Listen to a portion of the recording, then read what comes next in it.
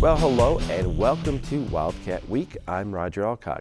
Now, the Lady Wildcats continue Crossroads League play as they went up against the Lancers of Grace College last Saturday. Neither team gained a lead of more than 4 points in the first quarter. Senior Michelle King scored a bucket with 12 seconds left to give IWU a 16-15 advantage after the first.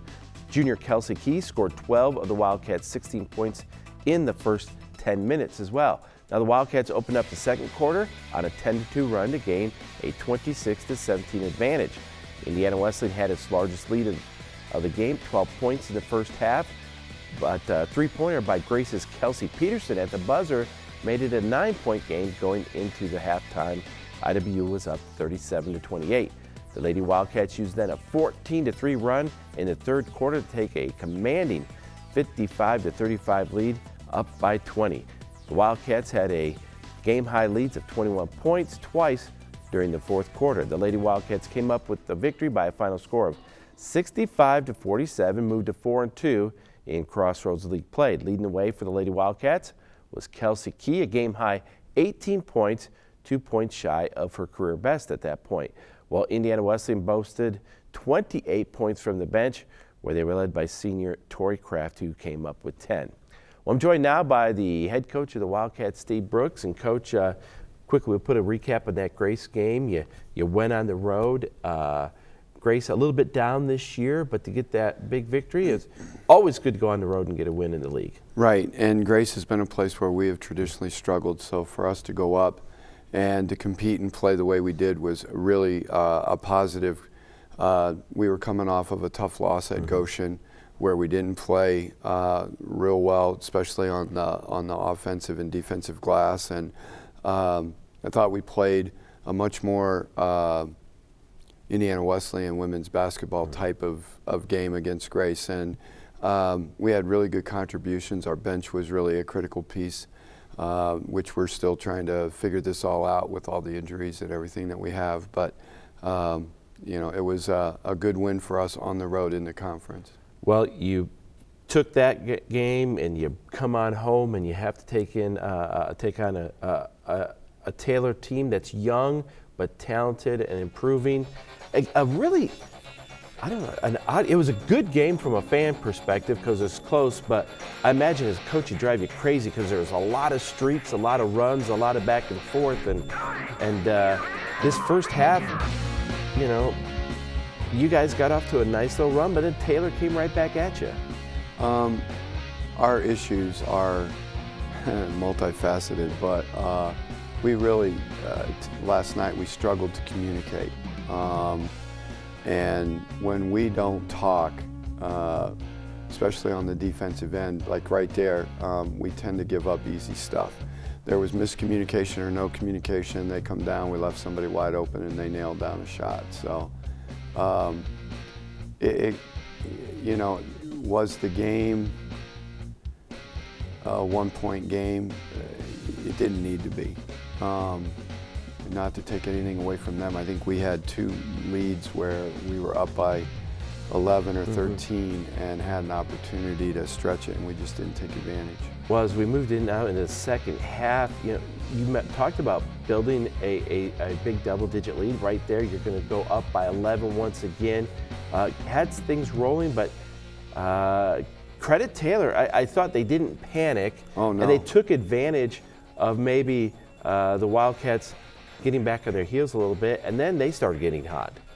Yeah, they're, like you said, a young team, a very talented team, very, very good offensive team. Right there is a sophomore, nails a 3 on us because we don't defend it the way we're supposed to. And then we let her come down and score right away in the break. And next we know it's 5 minutes to go and it's a 4-point ball game. The more we gave them the confidence, the more shots they hit, the more confident they got, and the more difficult it became. We have, we've got to understand when we've got a chance to take somebody out, we need to take them out. So. Well, this was huge because it's tied up at 65. You don't get a good look, but I thought you guys hustled back defensively and did not give them a layup. Right. And you go into overtime. Jess did a really good job. Jess Brown, she was the one that missed the layup, but then she came back and we didn't give them anything. That was a little scary moment right there. And then we didn't get started real well in the overtime. You know, we did some stuff like that. Well, you know, that's a heck of a play on Kelsey's part. I mean, I'm not sure how many girls at our level can make that play. Good move by Haley. You know, Haley's playing with a stress fracture in her foot. There's the three that puts them up one. And we really benefited from being able to advance the ball. Yeah.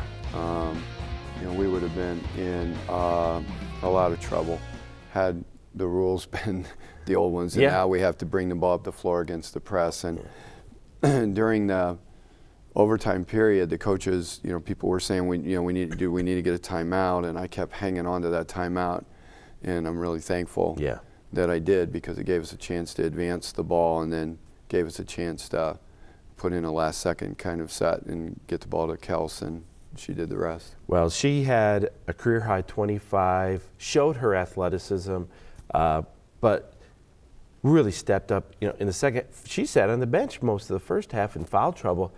She was huge in the second half. We had 9 kids last night that had 3 fouls or more. We had 6 at halftime with 2. And the way the game was being played, I was a little nervous about playing anybody with 2 fouls for fear they were going to end up with 3, and then, you know, then we would be, you know, out somebody in the second half. And so we were trying to manage that, which kind of influenced how the end of the first half went.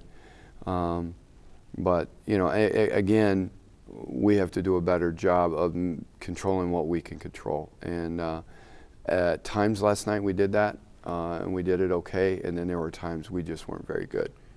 Well, it doesn't get any easier, that's for sure, because now you go on the road to take on St. Francis. And we're home. Oh, excuse me. Yes, it's at home.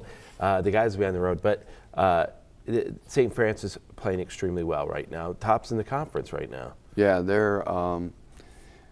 they have the number 3 scorer in the country in Brooke Ridley, and they're a very athletic, very talented team. A very different look. They have a new coach who's done some things a little bit different, but they're doing a good job maximizing their ability, and it will be a definite challenge. I've only watched 1 or 2 of their games. I watched their Huntington game and watched the Taylor game, so I haven't really focused on them quite yet. But you know, we're going to have our hands full for sure. All right. Well, we'll certainly be there on Saturday to follow this one. We'll talk to you about that game next week, I'm sure. Okay. All right. Well, thanks for stopping by, Coach. Once again, the Lady Wildcats host the Cougars of St. Francis Saturday, January the 16th, 1 p.m. that game right here on WIW-TV. Well, when we come back, we'll see how the men's basketball team did against the Lancers of Grace, and then we'll be joined by the head basketball coach, Greg Tonigal, to talk about a big win at Taylor. So stay tuned.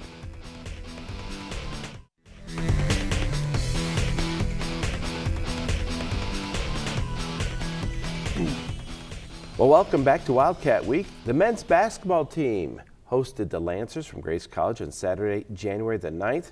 Well, the Wildcats held a 26-23 lead on Toon Lane Mahiran free throws with 8:53 left to go in the first half. But Grace scored the next 14 points to gain a 37-26 advantage with 4 minutes and 11 seconds to go. The Wildcats went under 5 minutes without a point, and 7 minutes between field goals during that first half slump. Sophomore Grant Evans then connected on a 3-point basket late in the opening half to close the gap to 4 points, but Brandon Vanderhagen answered with a 3-pointer for Grace to close out the first half and give the Lancers a 45-38 lead going into break. Vanderhagen was the National Player of the Week after this performance. Well, the first 6 minutes of the second half featured a 20-9 run by the Lancers to extend their advantage to 65-47. The 18-point lead was the largest of the afternoon. IW made a late run to close within 7 points at 72-65 with 5:43 to go, but Grace responded with a 6-0 run to pull away at the end for the win. Now the Lancers came away with the victory on the road, upsetting the Wildcats 91-80. Well, I'm joined now by the head basketball coach of the Wildcats, Coach Greg Tonigal. And Coach, that was not a fun game in Lucky Arena against the Lancers. Thankfully, you were able to rebound on the road against Taylor. We'll talk about that in just a second. But the Lancers were on fire, and you guys just could never get into a rhythm. Yeah, I mean, they took it to us. You know, you got to give Grace a lot of credit. I thought they outplayed us from the moment that ball tipped up, and they played a great offensive game, and they're a great defensive team, so they combined both of those and really gave us some trouble. Well, then, as we said, you get to go on the road, take on cross-county rivals in Taylor University, a team that's played very well at home this year. And the first couple minutes didn't look so hot. They jumped out to a 16-4 advantage, and boy, they were looking pretty good. It's great coaching, wasn't it, to start that game and set my team up to do pretty well. I mean, I looked up and I said, is that the real score of 16-4? But what I was proud was our guys didn't flinch. They didn't back down. They kept their poise. They didn't try to get it back in one possession. We slowly got back into that game. You know, Lane Mahurin, he had just great games for you. Rebounded the ball well against Taylor. But the difference I felt is they got an early lead. You guys had to take it up a little bit of a notch on the defensive end. I thought you did that and made it much more difficult on them to score. Yeah, I thought our defensive effort after that initial blow that we took was pretty good basketball, especially in the second half. Their shooters who had hit some threes in the first half went 1 for 7 in the second half, closed out much harder, contested shots. You know, and after their big lead, you guys went on a run, a 21-5 run, and actually took the lead at 25-21. And I thought that affected their team where, you know, they had the big lead, now they're trailing, and that kind of took their Daubers down a notch. Yeah, like I said, it was just showed great poise by this team. I mean, I thought Johnny did a great job leading us. Bob was, you know, steady during that moment, and we just got it done. Grant Zawadski, the lefty, he had some big threes for you in this game. Grant Evans, yeah. Excuse me, Evan Zawadski's out. I wish Grant Zawadski was still out there. He's healing up from his surgery. But yeah, Grant, I thought it was Grant's best game overall. He played great defense. He was very, just brought some passion to the game, and it impacted his teammates. There you see Taylor, a little bit of a back and forth at this point before you start to take the lead. But then even your bench, Aaron Murray, steps up. You know, Aaron, when he gets in the game, I think he doesn't try to do too much, and he plays with a lot of confidence. Yeah, I thought that was one of Aaron's better defensive games. He was in the right spots a lot of times, turned into some steals, turned into some he impacted shots, made a big difference. Another big three there from Grant Evans, and they respond with the three as well. And you know, when we went into the locker room at the half, it's 34-33, but then Johnny Marlin really took over the second half. Yeah, Johnny started playing Johnny basketball, just made a lot of different plays, played with a lot of passion. It was a nice drive there. Kyle Stidham, he did have a nice game for the Trojans, and he's a pretty good basketball player. He is. Kyle's improved his perimeter game along with being able to get inside the paint. He really carries a big load for them. You know, it's not been coming easy for Bob Peters of late, but I mean, he's working hard. There we saw a minute ago him working inside. And what's up with Lane Mahurin? We've seen him shooting threes of late. You think he's a Jordan Widener comeback? You know, he's worked at it hard. He's shooting 40%, and you know, I've given him the complete green light. I got a lot of confidence in the way he's shooting the basketball. Well, in the second half, you got a lead. You never blew them out or anything like that, but you picked up the win on the road. Final score 74-65. Big win because it keeps you in the hunt for a regular season Crossroads League title. You're at 5-2, 17-2 overall. But you know, much like the ladies, the guys, it doesn't get any easier. You go on the road, take on St. Francis, and they're 6-1 right now, top of the league. They've won 11 straight ball games. That is going to be very, very big ball game for you guys. Yeah, nobody's playing better than St. Francis right now. They're hot, and they really compound you inside, but they've got some great shooters that complement those guys and kind of pick your poison. So we got our hands full. Well, what's the key to a team like St. Francis? I think we've talked defense. You guys have been up and down defensively a little bit.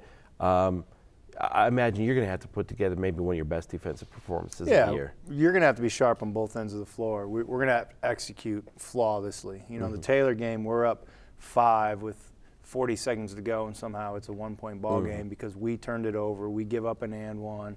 Miscommunication, gave up a 3. So you can't have those mental mistakes. You got to go in there and you got to execute.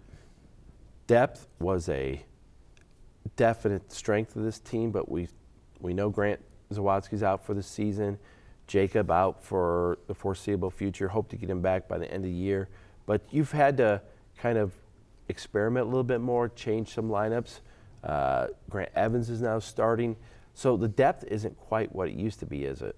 It's not, but you know, it is what it is. And you have to move forward. And so we're just asking guys to make more contributions, different contributions. You still have got Johnny, Bob, Lane, Josh Maywar, at the beginning of the season was playing as good as anybody.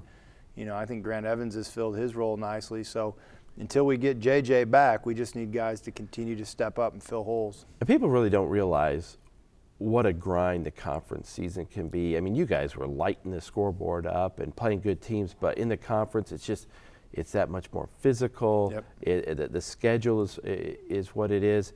You have to grind it out through these kinds of times. You do, and you gotta learn how to play grinded out basketball. And the expectation is it's not going to be, I guess, as fluid as it's been, just because people know tendencies now, and teams know each other. So you've just got to be able to play physical basketball in our league. You got to accept it, and you got to embrace it, and you got to step into that knowing that's what it's going to be like Tuesdays and Saturdays. All right. Well, as we said, the next time the Wildcats hit the floor will be in Fort Wayne as they travel to take on the number 5 ranked team in the country, the Cougars of St. Francis, Saturday, January 16th. That'll be at 3 o'clock game time.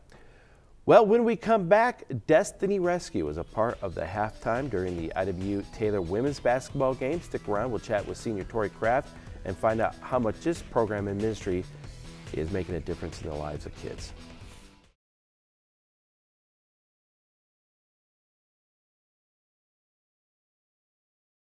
Well, welcome back to Wildcat Week. At the Lady Wildcats game against Taylor University, it was Destiny Rescue Night. And during the halftime, CEO of Destiny Rescue USA, Kirk Faulkner, talked about a scenario that he wanted people in the audience to picture themselves in. Let's take a look. I want you to imagine that you are a teenage girl and you're in a chair, and at your feet is a young lady, and this is a celebration that you're at. And at the celebration, they're doing a foot washing ceremony, okay? And this young lady is at your feet, and she's washing your feet. And she's crying, and you're weeping as well. You got that picture? All right, now we're going to go back in time about 6 months. And I want you to use your imagination. I want you to think about you're still this teenage girl, okay? And you're trapped in a brothel. And the people that you trusted the most in life betrayed you. And you're in this brothel essentially as a slave and in a mixed audience. I just want to leave it right there. Well, certainly a powerful story from Kirk Faulkner and a great ministry. And to talk a little bit more and go a little bit deeper about Destiny Rescue, I'm joined now by senior Tori Kraft from the women's basketball team. And Tori, you've kind of led the charge here on campus to bring awareness to this ministry and to make a difference. So tell me how you kind of got involved with Destiny Rescue and maybe what you hope to accomplish. Yeah, 2 summers ago, actually, we just kind of had a vision for our team. Coach talks about being people of action and just being about more than just a basketball team. So we had kind of a vision to get out and do something and kind of make an impact in the community and do sort of an outreach program. And during that summer, we came in contact with Destiny Rescue. We were on an outreach trip to Fort Wayne, actually, and we spent one morning tagging jewelry, some of the jewelry that you would have seen sold at the game last night. And so that just kind of touched our heart as we learned more about what Destiny Rescue did and what they stood for and what they really wanted to do with their ministry. It was something that we felt that we could all relate to. We all know young girls, and we can't even imagine what it would be like to see someone that age in that position. So it just became something that as we spent more time in intentional prayer about it, it just became something that we decided that we really wanted to take the next step in partnering with and in joining. Well, part of that partnership is like you said, you volunteered, you've done certain things, but a big part of that is raising money that Destiny Rescue will put specifically to work that can literally bring young girls especially out of very, very difficult situations. Absolutely, yeah. So I think for us, it's when you put forth what Destiny Rescue stands for, what they're doing and what they're seeking to do, for us, it was just kind of being a vessel. We wanted to kind of bridge the gap between what Destiny Rescue does and what people know about the sex trafficking industry and what happens in that. So we kind of felt like all we had to do was kind of put forth the message, and the Lord does the rest. You know, the Lord tugs at people's heartstrings. He puts the right people in the right places. So for us, it was just kind of being a voice, and that was our biggest thing, standing up and being a voice. You know, the girls don't. That voice is taken away from them, and they can't do it for themselves. So our big goal was to just kind of be facilitators. That was our goal in the whole thing, to just kind of put forth the mission to people, and then let the Lord do the rest of the work. Let him do what he wanted to do and what he saw fit. I think last year you guys were kind of blown away. Raised over $4,000. Didn't really know what to maybe expect this year, but you can give us a little bit of a report. It was another great year in terms of raising some money as well. Absolutely. I think this year looked a little different than last year. You know, last year we presented our message in chapel, and that was the way that we reached a lot of people. But this year we were stretched and challenged in different ways, I think. We were just challenged to kind of use what we had to bring our message. Like yesterday, we spent a lot of time in the mallway, and I think that even in prayer, it looked a little bit different this year. But I think everyone was very intentional with what we wanted to accomplish, and that was we didn't want to focus as much on money or numbers like that. We just wanted to do the best we could do and know that we gave it our best, and then at the end of the day, it's all out of our hands. So. It is great to report, though. Yeah. At this point, you know, we've raised about a little over around $4,200. So that's awesome. Yeah. When you calculate the jewelry sales that took place, which helps the girls after they are rescued to be able to support themselves and their families, because a lot of times that's why they enter into what they're going into, and then the money that we raised to rescue kids. You know, it costs about $1,500 to rescue a kid. So I think. All in all, we probably rescued about 2 kids and then had that jewelry sales as well. So that's awesome. And I would assume this is maybe something you hope to continue in the future. We hope so. I can vividly remember when we were either freshmen or sophomores, Coach talked to us about what we wanted our legacy to be. And we were young and maybe a little naive, but I remember the 6 of us who are seniors now, we said we wanted to be about more than just basketball. You know, we wanted our teammates to know that we were someone that they could count on the floor, but also off the floor. So, you know, if the team after we're gone decides that this is still a ministry they want to be a part of, you know, we certainly hope that is the case. But if not, we understand that as well. But it's incredible how this process of basketball and being a part of this program and this team just refines us, and it really shapes us into being those people. Well, again, Tori, thanks for coming on in and sharing. And well, it was great to see last night. We love the win. There's no doubt about it. But the things off the course, well, that was an even bigger victory, wasn't it? Thank you. Thanks for having me. Well, again, thanks for joining us. That's all we have for you this week. If you'd like to comment on our show, we'd certainly like to hear from you. You can write us here at the station, WIWTV, 4201 South Washington Street, Marion, Indiana, 46953. Or you can visit our website, WIWTV.com. You can watch past episodes and connect with us there online. Once again, WIWTV.com. Well, we look forward to being back with you next week. So for all of us here, thanks for watching Wildcat Week.